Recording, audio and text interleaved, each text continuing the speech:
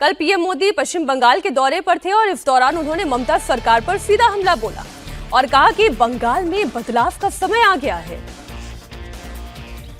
यहाँ जो जनसैलाब उमड़ा है, ये पश्चिम बंगाल की जागती हुई चेतना है। ये उस बदलाव की आहट है जिसका इंतजार वर्षों से किया जा रहा है।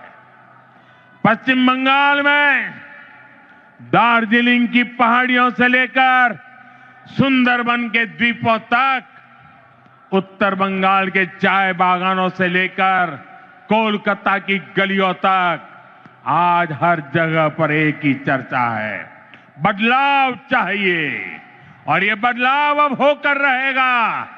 साथियों, बंगाल की आत्मा कभी हार मानने वाली नहीं है। बंगाल का नौजवान कभी हार मानने वाला नहीं है। बंगाल की बेटियां कभी हार मानने वाली नहीं है। बंगाल का किसान कभी हार मानने वाला नहीं है।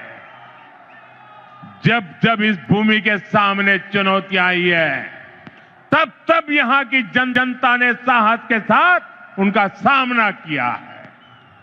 गुरुदेव रविन्द्रनाथ ठाकुर ने भी हमें संदेश दिया है। उन्होंने कहा था, विपदे मोरे रक्षा करो, ये नोहे मोर प्रार्थना विपदे आमी ना जाए जेनो कोरी बॉय। आज भी वही समय है। कुछ लोग आपको डराने की कोशिश करेंगे, कुछ लोग कहेंगे कि बदलाव संभव नहीं है, लेकिन याद कर रहिए और याद जरूर रखें, जब जनता ठान लेती है तो कोई भी ताकत उसे रोक नहीं सकती।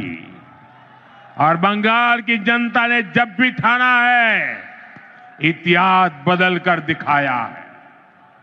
आज मुझे इस ऐतिहासिक ब्रिगेड मैदान में वही आत्मविश्वास मेरी आंखों के सामने दिखाई दे रहा है।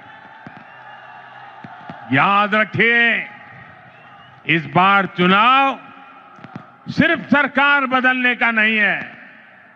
इस बार चुनाव बंगाल की आत्मा को बचाने का चुनाव है। इस बार चुनाव व्यवस्था बदलने का है। इस बार चुनाव कटमनी से छुटकारे का है। इस बार चुनाव डर से मुक्ति का है। जो बात दरअसल प्रधानमंत्री नरेंद्र मोदी कह रहे हैं, इस वक्त बंगाल का चुनाव इतना इंटेंस चुनाव है, इससे ज्यादा इंटरेस्टिंग चुनाव अगर मैं कहूं इन्हीं पांचों राज्यों में से, तो टॉप प्रायोरिटी पर शायद वो पश्चिम बंगाल का ही है जो सबसे ज्यादा इंटरेस्टिंग है। देवेंद्र, अगर मैं गलत हूं तो करेक्ट कर दीजिएगा।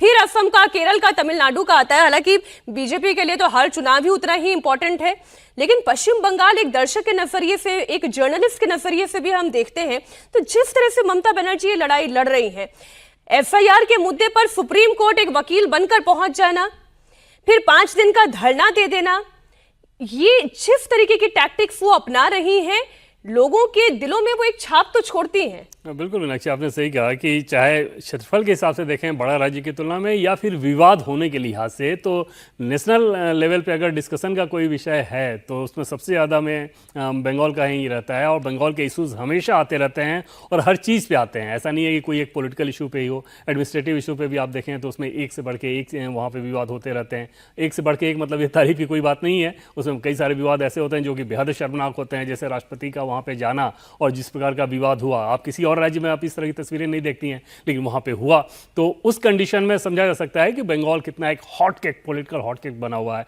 दूसरी चीज की ममता बनर्जी के हिसाब से देखें तो निश्चित तौर पे एक फाइटर लेडी हैं वो, और क्योंकि वो संघर्ष से ही निकल के यहाँ तक आई हैं, और लेफ्ट की सरकार जो कि इतनी ज़्यादा चीज़ें उसमें वायलेंस की होती थी, और उस माहौल से अगर निकल के कोई लेडी आई हो और तब जबकि उनके पास कुछ नहीं था, तो अब तो वो राज्य के मुख्यमंत्री हैं, तो उस लिहाज से वो ज़्यादा फाइट करने की की स्थिति में वो लगातार ये दिखाती हैं कि मेरे ऊपर अटैक हो रहा है, बंगाली पहचान के ऊपर अटैक हो रहा है, बंगाली अस्मिता के ऊपर अटैक हो रहा है, बाहरी लोग अटैक कर रहे हैं। वो पूरे इलेक्शन को इस नैरेटिव के इर्द गिर्द लेके जाना चाहती हैं और बीजेपी पिछली बार की तुलना में इस बार इस चीज़ पे और ज़्यादा सतर्कता बरत रही है। पूरे इलेक्शन को अगर आप देखें तो कोशिश ये कर रही है बीजेपी की, जो राष्ट्रीय नेता के तौर पे प्रधानमंत्री क्योंकि सबसे लोकप्रिय चेहरे हैं तो वो तो जाएंगे, गृह मंत्री अमित शाह जाएंगे या बड़े नेता जब जाएंगे रैली वगैरह में, लेकिन ओवरऑल डे टू डे जो नैरेटिव बनाने का काम होगा वो काम सिर्फ प्रदेश के नेताओं के जिम्मे छोड़ा गया है, चाहे शुभेंदु अधिकारी हो या दूसरे प्रदेश के नेता हो। तो कोशिश ये किया जा रहा है कि बंगाली वर्सेस बाहरी इलेक्शन ना बने, बीजेपी की तरफ से कोशिश किया जा रहा है।